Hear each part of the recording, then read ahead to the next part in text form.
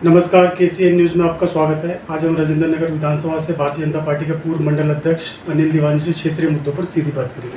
Anil sir, खबर control news में आपका स्वागत है सर।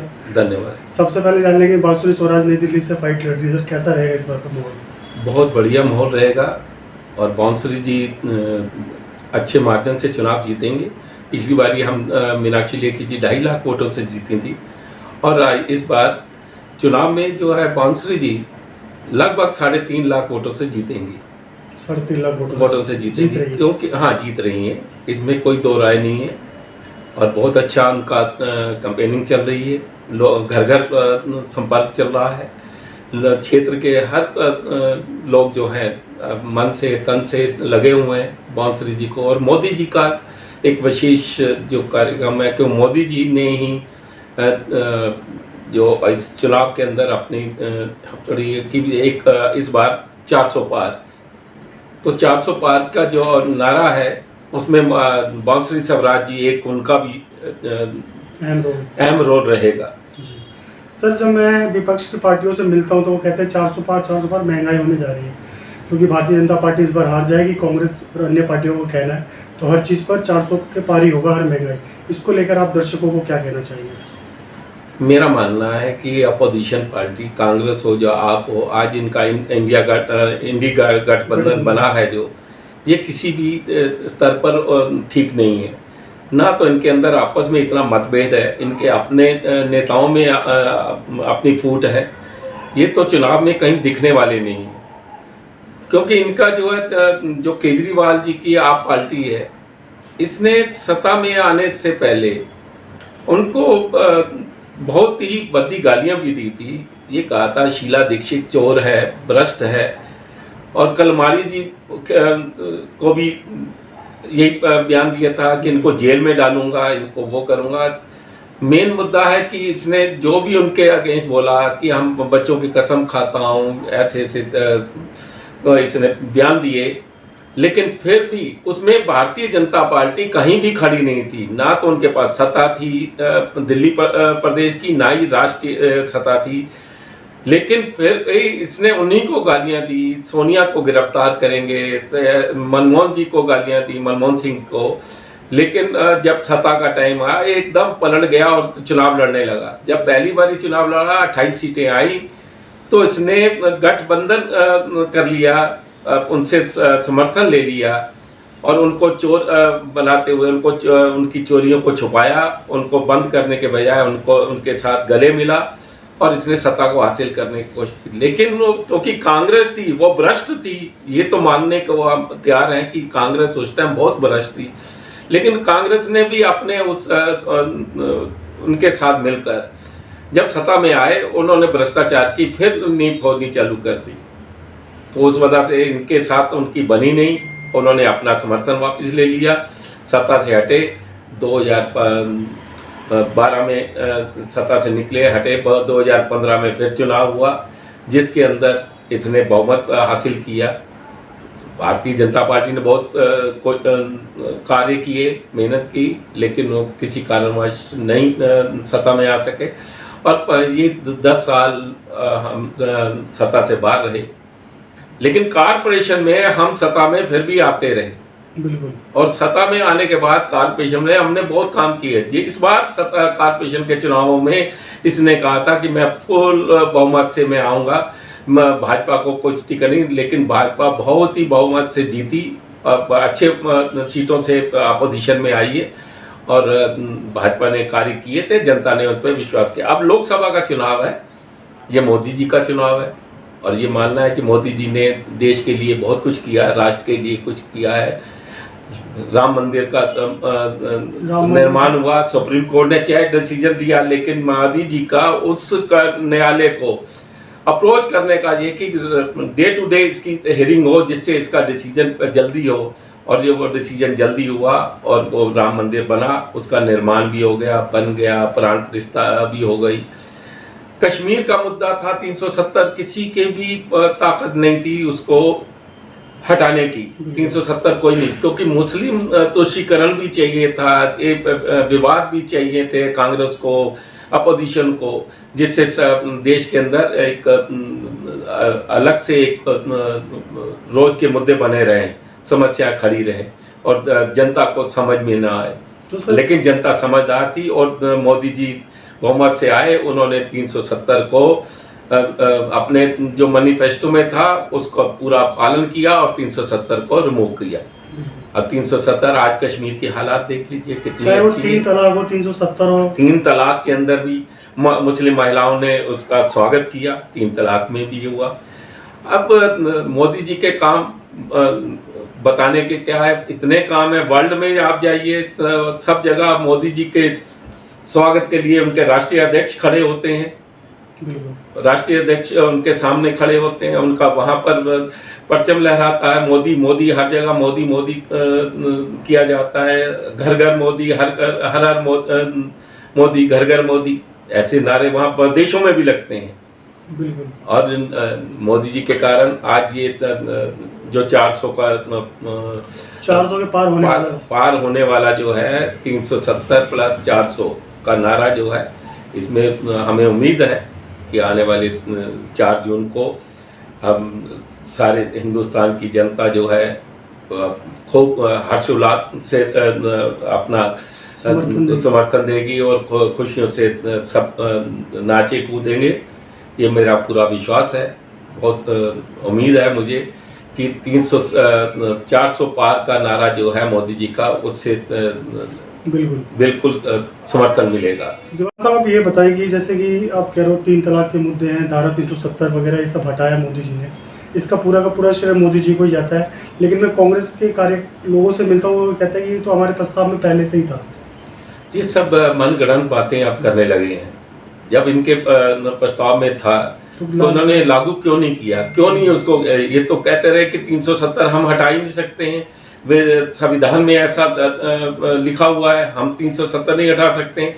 लेकिन मोदी जी जब दूसरी दफा 2019 में बैठते ही उन्होंने सीधा ही पहले ही दिन अमित शाह जी ने बिल को पास कर दिया और पास करते ही 370 धारा हटा दी गई। और आज कश्मीर के हालात देखिए कितने बढ़िया हैं, टूरिस्ट वहां आने लगा है। अभी चुनाव हुए हैं, आज तक इतने 40 साल बाद कहीं इतना बड़ा इसका पूरा इतना अच्छा मतदान हुआ है। ऐसा मतदान कभी हुआ नहीं था जब लोग वहां पर विरोध करते थे, मतदान का बहिष्कार करते थे। आज लोगों ने बढ़ चढ़कर लोकतंत्र को खुशियों से मनाया है। वहां वोट, हर घर वोट डालने के लिए निकला है, हर व्यक्ति वोट डाला है। तो वोटों में तो कश्मीर के, इसी से समझिए आज कश्मीर के हालात बहुत समृद्ध हैं, बहुत अच्छे हैं। और टूरिस्ट का वहाँ जाना, वहाँ व्यापार बहुत बढ़िया हुआ है। अभी आने वाले समय में मोदी जी इस नए काम और कार्य वहाँ करेंगे। सर विपक्ष पार्टी ये भी कहते हैं कि अगर मोदी जी इस बार अगर आ जाते हैं 2024 के अंदर तो संविधान पूरी तरह से खत्म कर दिया जाएगा। इससे आप सहमत हो? दर्शकों को क्या कहना चाहिए आप? संविधान को कोई भी खत्म नहीं कर सकता। मोदी जी ने साफ लफ्जों में कहा है, साफ शब्दों में कहा है, संविधान को कोई भी ताकत हटा नहीं सकती। और ये तय है, संविधान को कोई नहीं छेड़ सकता है। ये लोकतंत्र है, यहाँ चुन के प्रतिनिधि जाते हैं, प्रधानमंत्री भी चुना जाता है। इतना आसानी, 140 करोड़ देशवासी हैं यहाँ पर, वो कोई भी ऐसा संविधान को छेड़ ही नहीं सकता। चाहे वो कांग्रेस हो, चाहे आप हो, जब कोई भी आज सत्ता में आकर देख ले, वो संविधान को छेड़ नहीं सकता। मोदी जी ने खुद स्वयं कह दिया संविधान को छेड़ने की किसी की ताकत नहीं। जो अम्बेडकर जी का संविधान बना है उसको छेड़ने की हिम्मत कोई भी नहीं कर सकता और ना कोई कर पाएगा। विपक्ष गुमराह क्यों कर रही है लोगों को सर? सिर्फ तुष्टीकरण, सिर्फ लोगों के वोट के लिए राजनीति, गंदी राजनीति खेलने के लिए कर रहे हैं। विपक्ष का काम क्या है? गंदी राजनीति। आप बताइए विपक्ष में है कौन? विपक्ष में है कौन? ताकत है नहीं विपक्ष के पास। किसी बिल के ऊपर भी आपने देखा होगा 2019 के लोकसभा चुनाव उसके अंदर सेशन में इनके पास कोई उनको मुद्दों के ऊपर बहस करने के लिए नहीं होता था, वॉकआउट करते थे, हर बार वॉकआउट करते थे, कुछ नहीं होता था इनके पास। क्योंकि ये सारे जो भी बिल पास हुए, जो भी नए नए कानून लाए गए, वो सब मोदी जी के बहुत ही बढ़िया थे और मोदी जी ने उसको अच्छी तरह लागू कराए। और आज देश की जनता सब समझती है, ये देश की जनता को सब मालूम है कि मोदी जी ने क्या किया है। बिल्कुल, मोदी जी ने तो अनेकों विकास कार्य किए हैं। वहीं अगर आम आदमी पार्टी की बात कर ले, सोमनाथ भारती जो सेंट्रल दिल्ली से चुनाव लड़ रहे हैं सर, उन्होंने अपनी पत्नी को कुत्तों से कटवाया। वहीं कांग्रेस की बात कर ले तो वहाँ पे कन्हैया कुमार को एक वहीं के लोग शख्स ने थप्पड़ मारा। अब कुछ ये बताइए दर्शकों को, इस तरह से क्यों हो रहा है माहौल सर? देखिए, सोमनाथ भारती तो पहले भी विवादों में रहा है और उसके पास, उस व्यक्ति के पास कोई ऐसा ताकत नहीं है, उसके पास जनता के पास मुंह दिखाने की क्षमता नहीं है। वो इस प्रकार से वो आज भी वो कहीं भी उसका प्रचार देख लो, कहीं प्रचार दिख नहीं रहा उसका। जहाँ पर बांसुरी जी हैं उनका प्रचार देखिए, उनकी अपना रैलियां देखिए, उनके सभाएं देखिए, तो उनका मुकाबला करना उनके, और मैं कोई अकेली एक दिल्ली की सीटें, 7 सीटों के ऊपर मैं आपको बता रहा हूँ, जनता को विश्वास दिला रहा हूँ कि 7 की 7 सीटें भारतीय जनता पार्टी भारी बहुमत से जीतेगी। कोई भी ताकत उनको हरा नहीं सकती है। जनता बिल्कुल आज भारतीय जनता पार्टी के साथ है, मोदी जी के साथ है, मोदी जी के विश्वास के साथ है, मोदी जी के विकास के साथ है। जो विकास हो रहे हैं, सड़कें बन रही हैं, इतना निर्माण हो रहा है, आपके इंफ्रास्ट्रक्चर में इतनी वो हो रही है, रेल को देखिए, आप एयरपोर्ट देखिए कितने बन रहे हैं, कितने हॉस्पिटल बन रहे हैं, ऐसा कहीं था, इतना निर्माण हो रहा है जो दिख रहा है। फिर भी इन अपोजिशन वाले, इनको जो है, इनके पास कोई पॉइंट है नहीं, कोई विशेष विरोध करने के लिए कुछ भी है नहीं, तो इसीलिए वो ये लोग कुछ भी बोले, जनता को गुमराह करने की कोशिश कर रहे हैं, मुस्लिम तुष्टीकरण करने की कोशिश कर रहे हैं। मुस्लिम के अंदर मैं आपको ये भी बता दूं, आज की डेट में मुस्लिम महिलाएं, खास करके महिलाएं, मुस्लिम महिलाएं मोदी जी के साथ हैं, मोदी जी के साथ है, मोदी जी को वोट देंगे। जहां भी मुस्लिम मतदाता ज़्यादा हैं, उनमें मुस्लिम महिलाओं का वोट प्रतिशत हमारे बीजेपी को मिलेगा, मोदी जी को मिलेगा। मोदी जी से वो प्रसन्न है और जो भी मोदी जी ने कार्य किए, चाहे वो मकान बनाए, चाहे गैस सिलेंडर दिए हैं, चाहे उन्होंने राशन दे रहे हैं, चाहे वो अपना वैक्सीन दिए हैं, संतुष्ट हैं, खुश हैं। आज उनको उनका जीवन संपन्न है, वो ठीक से प्रकार से रह रही हैं।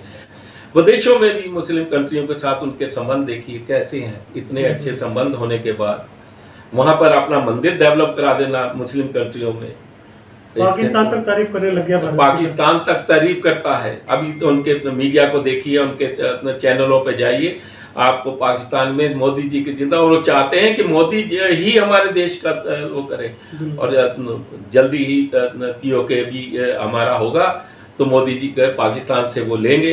ये भी एक मुद्दा है। अंत में मैं आपसे एक ही क्वेश्चन करना चाहता हूँ सर। विपक्ष ये भी कहता है अगर इस बार मोदी जी अगर जीतते हैं तो ईवीएम का ही पंगा होगा, इसको लेकर आप अंत में बता दीजिए दर्शकों। ये इनकी पुरानी एक मन घड़त कहानियाँ हैं जो चलती रही हैं। इलेक्शन कमीशन पर करना, ईडी के ऊपर आरोपण कर रहे हैं, सरकारी तंत्र, आज तक सरकार ने इनके बीच में दखलंदाजी नहीं की है। जो काम करना है वो इंडिपेंडेंट है। अब उनको अपने पॉलिसीज को अडॉप्ट करना है। ईवीएम जब ये हारते हैं तो ईवीएम ठीक हो जाता है, तो हारने के बाद ईवीएम खराब है, मोदी जी का बीच में इसमें इन्वॉल्वमेंट है। जब ये अपने कहीं चुनाव जीत जाते हैं तो तब ईवीएम खराब नहीं है। ये कैसा मन घड़ंत बातें करते हैं। ऐसे ईवीएम को दोष देना, इलेक्शन कमीशन पर दोष देना, सिर्फ इनके मन के अंदर भड़ास है, क्योंकि हार निश्चित है इनकी, इनको हार दिखती है। हार की वजह से ये बुखलाए रहते हैं और कुछ भी बोलना है ये बोलते रहेंगे। तो इनसे जनता गुमराह नहीं होने। जनता क्या, आज आप गरीब से गरीब इंसान को देख लीजिएगा, वो भी समझदार है वोट देने के मामले में, वो जानता है वोट कैसे देना है। वो चाहे वो बिहार से ले लीजिए, चाहे यूपी से गांव में से ले लीजिए, चाहे कहीं भी, कहीं उड़ीसा, आंध्रा, तेलंगाना आप ले लीजिए।